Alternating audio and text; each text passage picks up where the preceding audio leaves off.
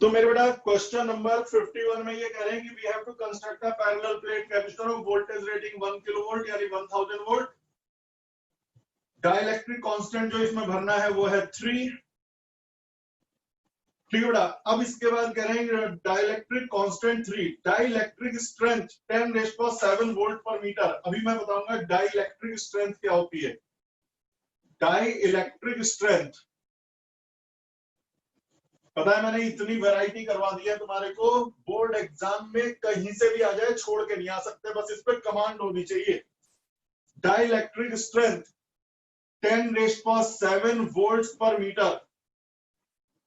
For safety, the field never exceed to 10% of the strength, यानी 10% जो हमें है उससे ज्यादा exceed नहीं होना चाहिए। What is the maximum area of plate required?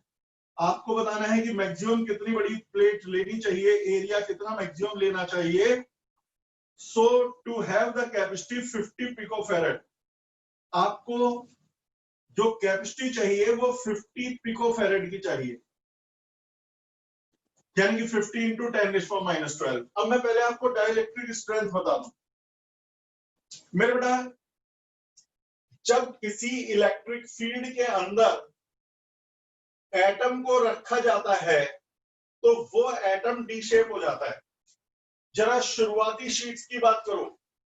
Positive charge is pulled in the direction of field, negative charge is pulled against the field. तो बेटा ये जो पॉजिटिव न्यूक्लियस है वो फील्ड की डायरेक्शन में खींचने की कोशिश करता है और नेगेटिव इलेक्ट्रॉन्स फील्ड के अगेंस्ट, जिसके कारण ये डी शेपिंग हो जाती है।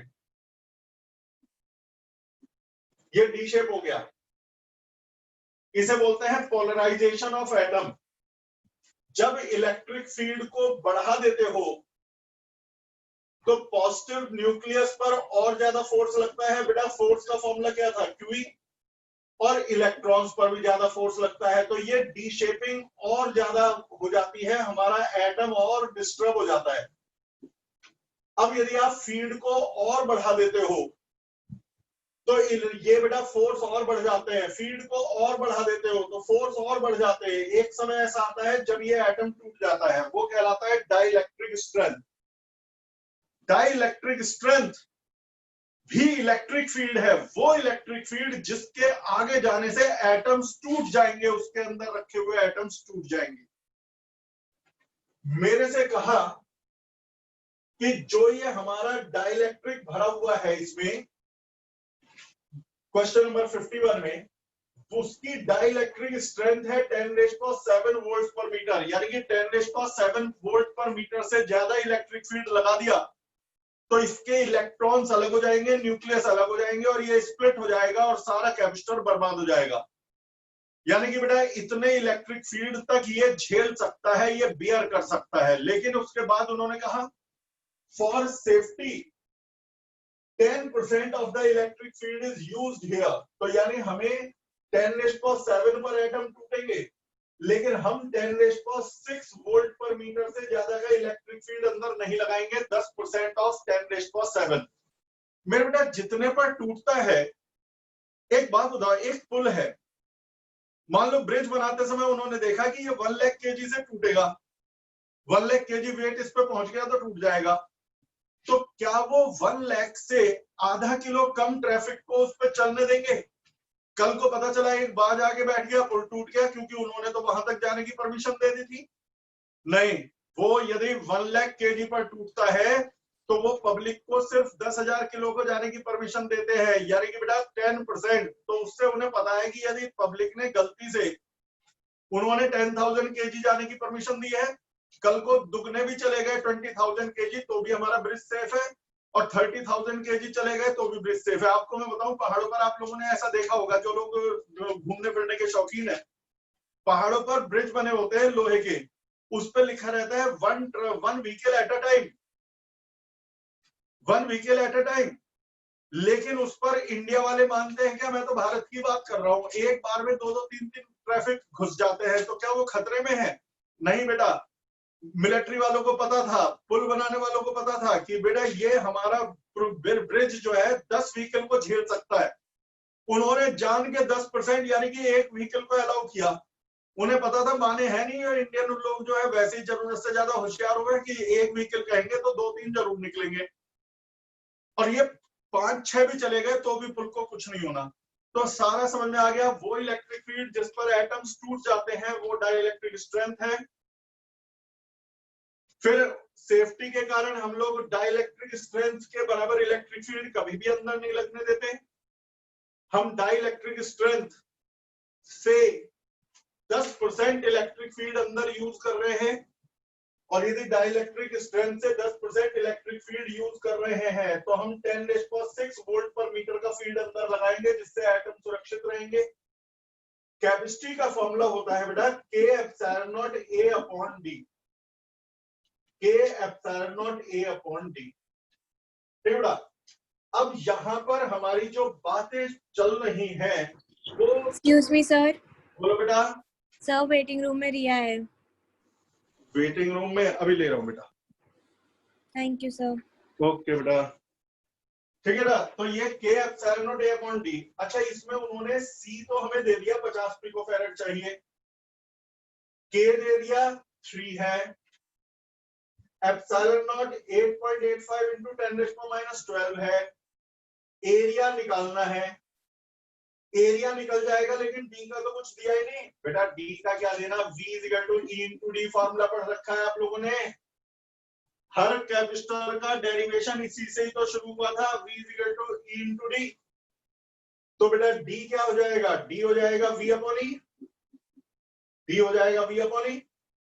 V आपको गिवन है, E आपको 10⁶ लेना है, 10⁶ का 10%, E लेना है आपको इलेक्ट्रिक फील्ड 10⁶, तो वोल्टेज आपको लेनी है 1000 वोल्ट।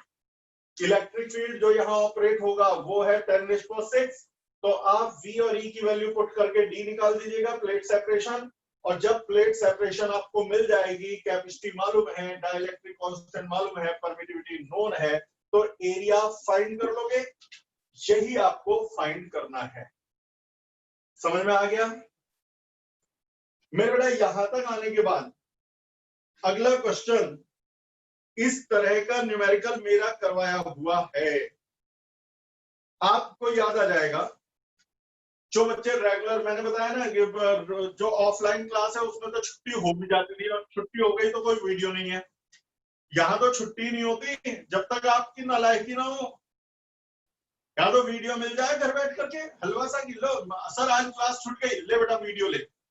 तो ये आपने कर जरूर रखा होगा, जो मिस नहीं करता है लेक्चर 52। यहां पर 4 प्लेट हैं, हर एक का एरिया A, सेपरेशन D/3। कई बच्चों को तो देखते ही याद आ गया होगा कि हाँ जी ये हुआ है। Figure shows parallel plate capacitor area A, separation D, entire space is filled with different dielectric slab। इसे K1 मटेरियल से भर दिया, इसे K2 मटेरियल से भर दिया, इसे K3 मटेरियल से भर दिया, और यहां पर मुझे कैपेसिटी बतानी है। यानी कि प्लेट ऐसे रखी हुई है, first plate, second plate, third plate, fourth plate, ये ऐसे रखी हुई है। मैंने आपको बताया था कि यदि आप पुरानी बातें याद रखते हो कि ये 3 कैपेसिटर हैं, C1, C2 और C3। पूछे भी थे बच्चों से क्लास में।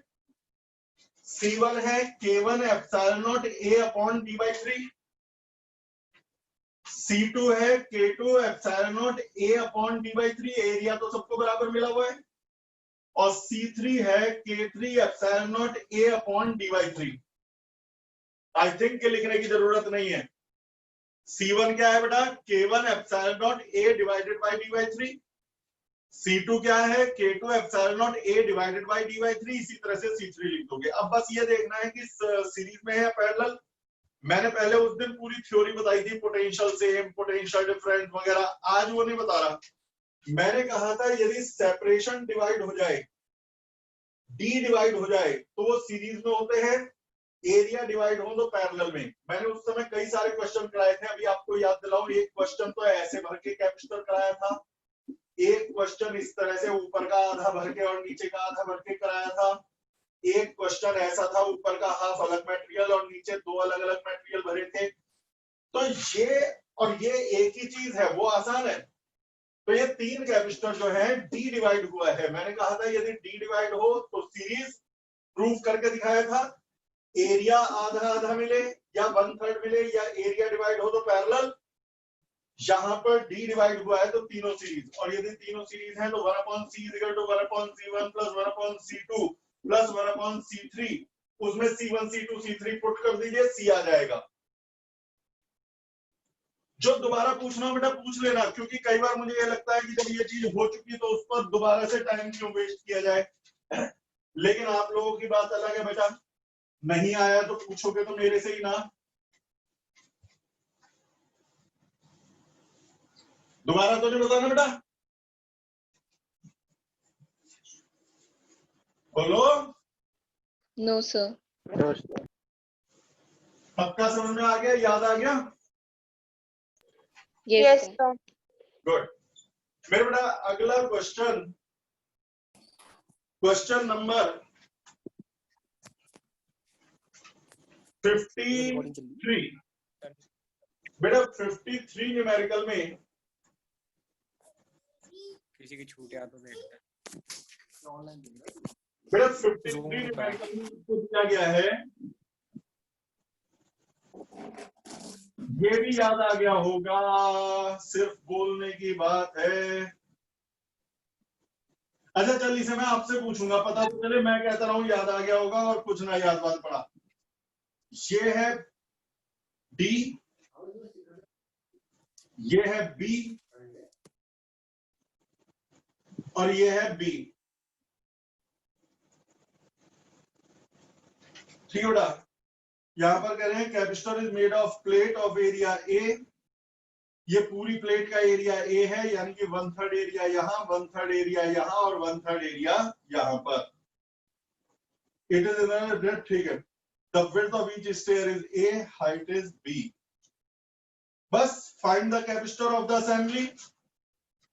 चल हाथ उठाओ, नहीं मत दिखाई, अभी नहीं देगा। मुझे बताओ तीनों कैपेसिटर की कैपेसिटी। मैं पीछे खड़े होकर देखूंगा कि नाम किसका आ रहा है, बोल कौन रहा है। मैं हिंट दे दूं, एक कैपेसिटर यहां से यहां तक है जिसका एरिया ये दे रखा है, सेपरेशन ये। दूसरा कैपेसिटर ये माना जाएगा, तीसरा कैपेसिटर ये माना जाएगा। ये है C1, ये है C2। हल्का फुल्का हिंट मैं देता रहूंगा, असली मुझे नाम चेक करने हैं कि भाई कौन कौन बोल रहा है। मैं पीछे आके देखता हूं, जरा रेडी हो जाओ। C1 की वैल्यू बताओ भाई, कौन बता रहा है C1? सर बोलो E0 A/3/D। हाँ बस बेटा इसे E0 मत बोलना, बाकी बिल्कुल सही बताया है। ये तुम्हारे को रखना है एप्सिलॉन नॉट बोलना है। तो ये है epsilon not A/3 divided by D। अच्छा अब आप मत बोलना बेटा, आपका तो सही हो गया। दूसरे C2 की वैल्यू जो भी बता रहा हूँ फटाक से बोलो। Epsilon not A/3/B+D। D plus B, D plus B दिया हुआ है ऊपर। Yes good. अच्छा आपका भी हो गया। तीसरा वाला कोई भी और बोल दो। Sir epsilon not B/2B+D/A/3। थोड़ा सा गड़बड़ कर सॉरी A/3/2B+3, वो स्लिप हो गया। कोई बात नहीं, गॉड ब्लेस यू, अभी याद रहेगा। चलो तो इसका मतलब आप लोगों को तीनों कैपेसिटी पता है। यह है epsilon not A/3 divided by D, epsilon not A/3 divided by D plus B, D इतना B इतना, और ये epsilon not A/3 divided by D plus 2B। अब ये तीनों सीरीज में है या पैरेलल, ये आप तीनों से अलग कोई बताएगा। तीनों सीरीज में माने जाए या पैरेलल, ये कोई भी बोल दो एक।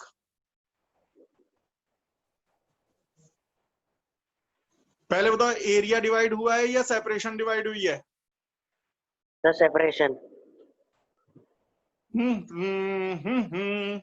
देख बेटा, सर एरिया। सर एरिया तो पर सेम है ना सर तीनों तो। एरिया एरिया इसे अच्छा दूसरे तरीके से सोच लो। मान लो ये V1 पोटेंशियल पे है, तो पूरी एक मेटल प्लेट है, तो V1 पोटेंशियल यहाँ, V1 पोटेंशियल यहाँ, V1 पोटेंशियल यहाँ, ये बात तो याद होगी। यदि ये V2 पोटेंशियल पर है तो सारी मेटल पर एक ही पोटेंशियल रहता है, तो V2 पोटेंशियल यहाँ, V2 पोटेंशियल यहाँ, V2 पोटेंशियल यहाँ, छोड़ एरिया और उसको। इसके एक तरफ V1 एक तरफ V2, इसके एक तरफ V1 एक तरफ V2, इसके भी एक तरफ V1 एक तरफ V2, सबका पोटेंशियल डिफरेंस सेम और इसलिए ये पैरेलल में है। और यदि पैरेलल में है तो C = C1 + C2 + C3।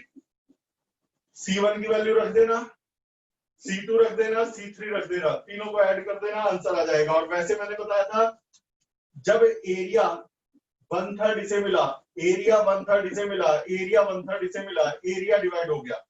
और जब एरिया डिवाइड होता है तो वो पैरेलल ही निकलते हैं।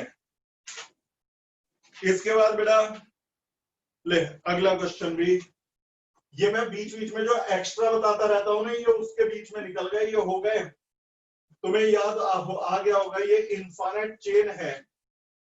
हर कैपेसिटर 1 माइक्रोफैरेड है, 1 microfarad, 1 microfarad, 1 microfarad, infinite chain 1 microfarad.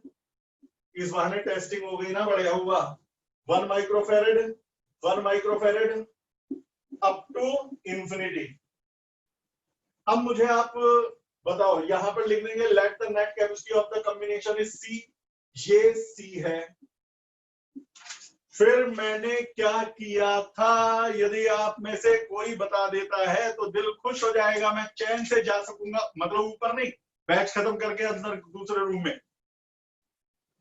कोई बस बता दो, सोचो, 1 मिनट का टाइम दे रहा हूं सोचने के लिए। याद करो इनफाइनाइट चेन में क्या करा था इसके बाद। सर एक सिमिलर चेन लगाई थी।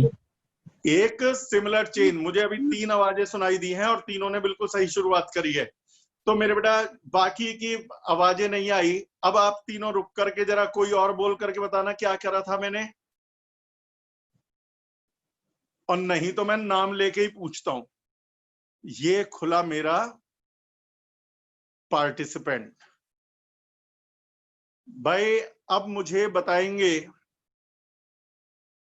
हरलीन बेटा माइक ऑन करिए। हरलीन बेटा बताओ इसके बाद क्या किया था हमने। सर हमने एक सिमिलर चेन बनाई थी। सिमिलर चेन बनाई थी, तो बस आप समझ में आ गया। बाकी सब भी बेटा बोलते रहा करो, मजा आता है मुझे सुनने समझने में। तो चलिए फिलहाल आगे बढ़ते हुए,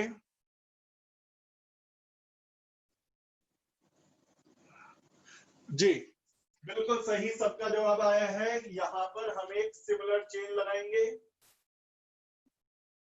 ये रहा 1 1। अच्छा बेटा C क्या है, क्या C भी 1 है? तो जवाब है नहीं। ये जो C है वो इन सबका रिजल्टेंट है, सबका रिजल्टेंट है। अच्छा लेकिन ये दोनों तो हो गए पैरेलल में, तो 1 यहां, ये पैरेलल में है तो पैरेलल में C + 1। अब ये दोनों हो गए सीरीज में, तो C + 1 × 1 अपॉन C + 1 + 1। ये आ गई नेट कैपेसिटी। लेकिन नेट कैपेसिटी तो उन्होंने दिया हुआ है, नहीं दिया हुआ नहीं, नेट तो C होनी चाहिए ना। इनफाइनाइट चेन में एक चेन और जोड़ दे तो पुरानी वीडियो से, तो इसे सिंप्लीफाई करके C निकाल लेना।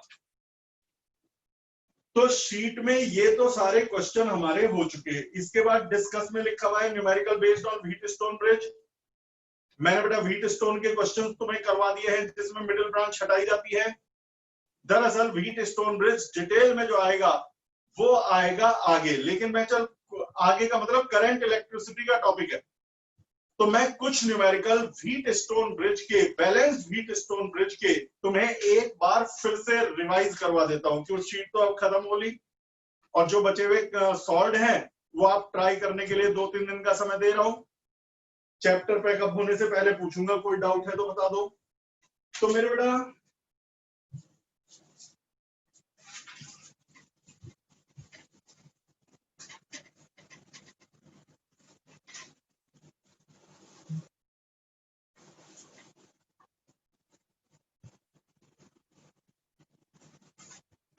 तो कुछ न्यूमेरिकल मेन की रिवीजन कर रहा हूं मैं व्हीटस्टोन ब्रिज पर,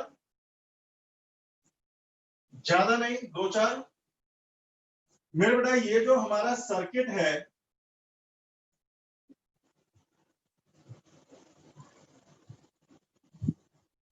पांच कैपेसिटर का कॉम्बिनेशन, ये कहलाता है Wheatstone bridge. Unbalance wheat stone bridge के तो तुमने उसमें भी करा दिए, वीडियो में भी दे दिए लूप इक्वेशन वगैरह के। ये है मेरा सर्किट। अब जो मैं पूछता हूं जवाब दीजिए, बैलेंस ब्रिज कौन सा होता है? तो जवाब है बैलेंस ब्रिज वो होता है, व्हीट स्टोन ब्रिज कहा जाता है इसे, जिसमें C1/C2 बराबर होता है बेटा C3/C4 के।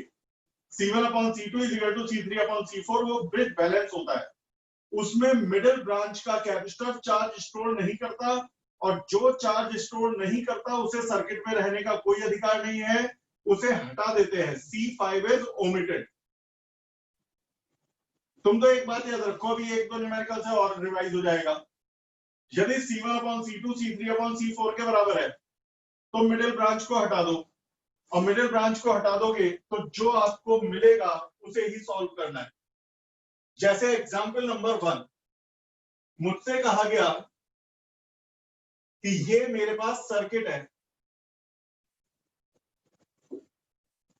ये रहा 5 कैपेसिटर कॉम्बिनेशन, ये 1 फेरेड, 2 फेरेड, 2 फेरेड, 4 फेरेड, 5 फेरेड। मुझसे कहा गया नेट कैपेसिटी बताओ।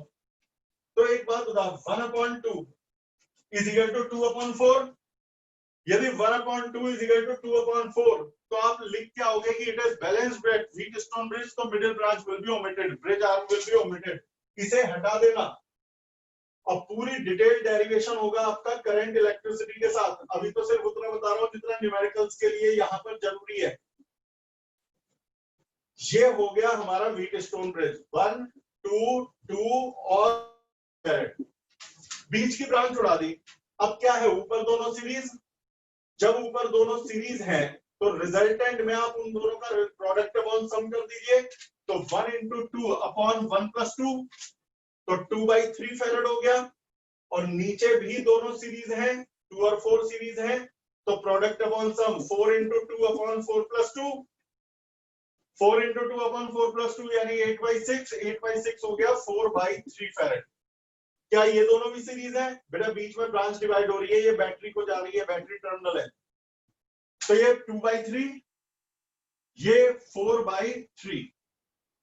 अब ये दोनों पैरेलल हो गए तो नेट कैपेसिटी आ गई 2/3 + 4/3 यानी कि बेटा 6/3, तो 2 farad is the answer. Example number 2, कई बार देखने में व्हीट स्टोन नहीं होते लेकिन वो होते व्हीट स्टोन ब्रिज ही हैं। जैसे हमसे कहा ये 3 कैपेसिटर यहां पर हैं, ये सर्किट है, ये बैटरी टर्मिनल है, बैटरी टर्मिनल ए बी, और 2 जंक्शन और हैं सी और डी। तुमसे कह रहे हैं 1 फेरेड, 2 फेरेड, 3 फेरेड, 4 फेरेड, 2 फेरेड। मुझसे कहा गया भाई इसका सर्किट का नेट कैपेसिटी बताओ। यदि बैटरी यहां लगाई जाए तो तुम बड़े गौर से रिवाइज करना। बेटा ये ए और बी बैटरी टर्मिनल है, पहले आप ए टर्मिनल बैटरी के लिए, बी टर्मिनल बैटरी के लिए छोड़ दीजिए। अब कनेक्शन जैसा वहां हुआ है वैसा ही कनेक्शन यहां करना। मुझे बताओ ये जो 1 फेरेड है इसका एक सिरा है ए पर और दूसरा सिरा है डी पर। तो 1 फेरेड जो है उसका एक सिरा है ए पर और दूसरा है डी पर। 1 फेरेड लगा दिया है, ये वाला आपका हट गया, 1 फेरेड को लगा दिया। 2 फेरेड, 2 फेरेड एक तरफ से जुड़ा है डी पर और दूसरी तरफ से जुड़ा है बी पर, तो 2 फेरेड यहां पर कनेक्ट कर दो, एक तरफ डी एक तरफ B. 3 farad, 3 farad is connected between C and D, 3 farad is connected between C and D. 4 farad, 4 farad is connected between C and B. 4 farad है C और B के बीच में। और last 2 farad is between A and C. 2 farad is between A and C. ये circuit और ये circuit एक ही जैसे कनेक्शन है। यदि घर में ऐसा बेटा तार कहां से घूम गया इससे फर्क नहीं पड़ता। तुम्हारे घर में यहाँ बिजली का सॉकेट है और यहाँ फैन है, वायर सीधे ले जाओ या ऊपर से घुमा के लाओ या आगे से घुमा के लाओ, क्या वर्किंग में कोई फर्क पड़ेगा? नहीं पड़ेगा, क्योंकि वर्किंग जो है इस बात से डिपेंड नहीं करती कि वायर को सीधे ले गए या घुमा के ले गए। उल्टा कर दिया, सीधे ले गए या घुमा के ले गए। मेन बात यह है, ये उन्हीं दोनों को जोड़ रहा था। तो जैसे यहाँ पर ये कैपेसिटर ए और सी को जोड़ रहा था, तो यहाँ वही कैपेसिटर ए और सी को कनेक्ट कर रहा है, तो कोई फर्क नहीं पड़ता। कहने का मतलब ये कि ये दोनों एक ही सर्किट है। कई बच्चे कहेंगे हमें एग्जाम में कैसे पता चलेगा? मैं हमेशा कहता हूं practice makes the man perfect. साफ सीधी सी बात है। आज आपने पहली बार करा है तो आपको ये फिगर इस रूप में बदलती हुई अजीब लगेगी, लेकिन अगली बार यदि आप कई बार रिवाइज कर लेंगे तो बोर्ड में इसे देखते ही पहचान लोगे कि भाई ये तो व्हीटस्टोन ब्रिज है, ये तो व्हीटस्टोन ब्रिज है।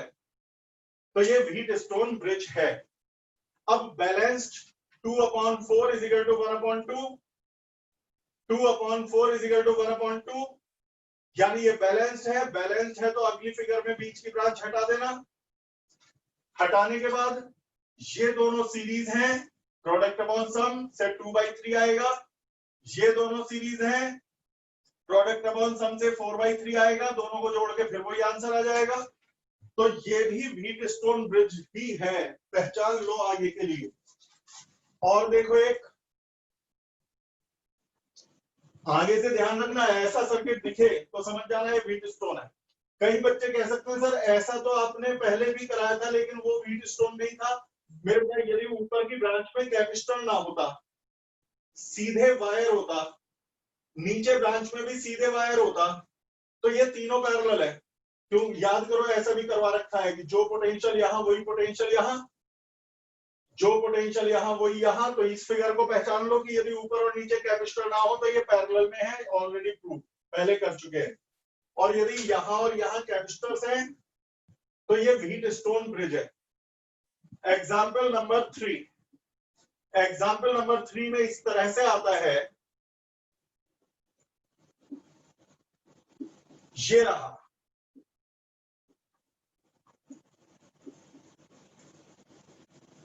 ये बैटरी टर्मिनल की पहचान होती है। जो ये छोटे छोटे से वायर छोड़ देते हैं battery terminal, 1 farad, 2 farad, 3 farad, 4 farad, 2 farad, terminal A, terminal B, terminal C, terminal D.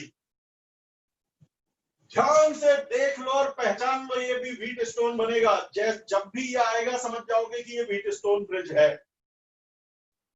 एक बार तो पहली बार समझ लो। अब कैसे है वो मैं बताता हूं। दो टर्मिनल तो है, बैटरी टर्मिनल ए और बी, और बचे हुए दो टर्मिनल है सी और डी। मैं कनेक्शन ऐसे ही करूंगा, बैटरी टर्मिनल हमेशा मैं दाएं बाएं लेता हूं। एक एक किसी भी कैपेसिटर से शुरू कर दो। ये जो 1 फेरेड है ये ए और सी को जोड़ रहा है।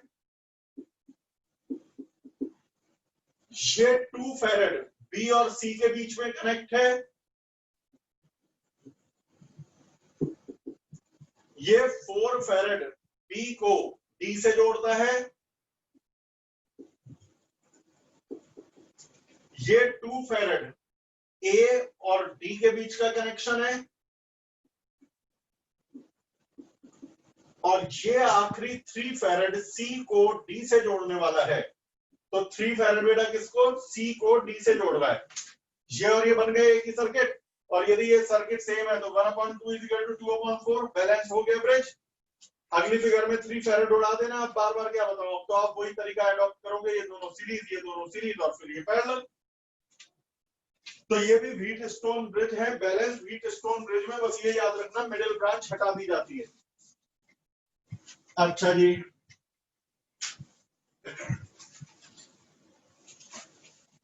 बाकी इससे अगले वाला जो डिस्कस के लिए दिया हुआ है वो ऑलरेडी मैं आप लोगों के साथ डिस्कस कर चुका हूं।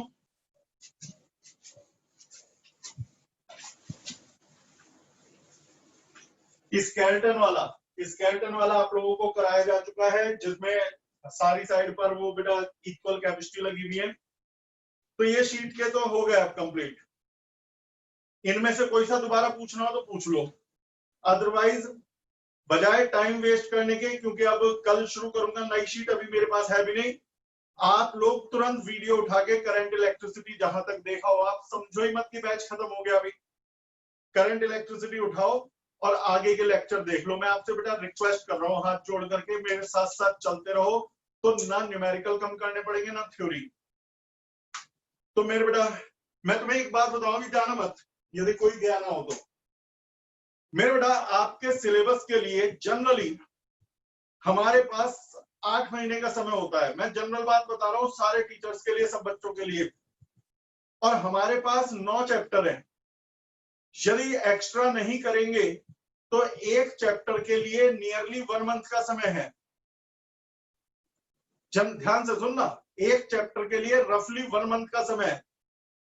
1 मंथ में कम से कम हर चैप्टर की 20 दिन की थ्योरी है। मैं तब बता रहा हूं जब सैटरडे संडे कोई ऑफ ना करे। 20 दिन की, 18 से 20 दिन की जनरली थ्योरी है। कुछ की कम है, मान लो एटम्स वगैरह की, तो कुछ की ज्यादा भी है। ऑप्टिक्स की तो 1.5 महीने की थ्योरी है। कहने का मतलब यदि कोई बच्चा एक्स्ट्रा वीडियोस ना पढ़े तो वो 1 महीने में से 20 दिन तो वो करेगा थ्योरी, कमांड करनी है तो। और कम 3-4 संडे हो गए तो 4-5 दिन न्यूमेरिकल करेगा। और यदि 4-5 दिन न्यूमेरिकल हर रोज 10 भी कर लिए तो 40 या 50 न्यूमेरिकल करेगा। तो ऐसा बच्चा कभी टॉप नहीं करता। इसीलिए मैं वीडियोस का भी सहारा लेता हूं, जिससे कि थ्योरी और न्यूमेरिकल सब कुछ पूरी डिटेल में हो। और मैं पूरे साल लेता रहूंगा। करंट इलेक्ट्रिसिटी की हमने मान लो थ्योरी अभी निपटा दी है साइड बाय साइड, तो इसका फायदा आपको मिलेगा आगे आने वाले टाइम में। न्यूमेरिकल हम 200 न्यूमेरिकल करेंगे एक चैप्टर से। और यदि आप कहोगे तो कंपटीशन के भी मेरे पे सारे सॉल्व पड़े हुए हैं, बने हुए हैं, मैं आपको दे दूंगा। बस शर्त ये आप पे समय तो हो, जितना कहते रहोगे मैं देता रहूंगा। तो खैर मेहनत बढ़ा लो। मैं तुम्हें टॉप कराने के हिसाब से पढ़ा रहा हूं। पहले दिन से कह रहा था लास्ट तक कहीं कोई कॉम्प्रोमाइज ना तुम करना ना मैं करूंगा। बस साथ के साथ पढ़ना जो भी वीडियो मैं भेजू एक्स्ट्रा आपके जूम पर। और व्हाट्सएप नंबर ये यूज करा करो। 1-2 बच्चे मेरे व्हाट्सएप दूसरे वाले पर कर देते हैं, ये 7088441188 पर। फिलहाल के लिए बाय बाय। पढ़ाई करो करंट इलेक्ट्रिसिटी।